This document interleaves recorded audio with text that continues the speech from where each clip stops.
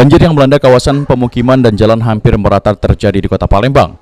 Bahkan banjir besar kali ini menyebabkan satu korban meninggal dunia karena terseret arus dan seorang meninggal karena kesetrum aliran listrik di rumahnya.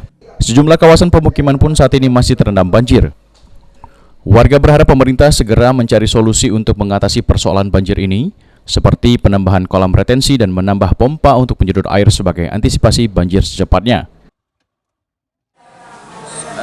Seperti mengadakan gotong royong yang sifatnya ramai-ramai kan, ya supaya bisa sama-sama cari solusi lah. Jangan pemerintah saja yang bekerja, kasihan.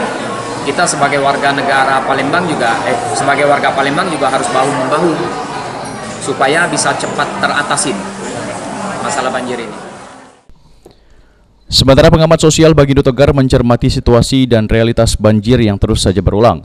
Sesungguhnya ada 3 faktor utama penyebab yang sangat butuh di follow up secara serius dan berulang. Ia menyarankan Pemkot mengambil langkah seperti normalisasi dan revitalisasi Sungai Musi, pengawasan menyeluruh, dan penerapan regulasi yang tegas serta menambah ruang terbuka hijau. Abai ataupun sepele dan tidak komit untuk melaksanakan program-program tersebut. Misalnya yang pertama, revitalisasi dan normalisasi Sungai Musi berikut daerah aliran sungai dan anak-anak sungai tersebut.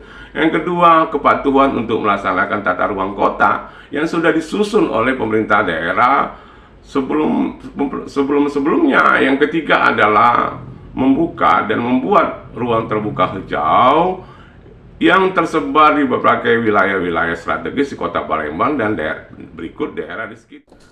Menurutnya ini saatnya para pejabat daerah ini lebih fokus, intensif, dan lebih efektif memahami karakteristik alam, topografis maupun geografis wilayah kerjanya. Tim Liputan, PAL TV.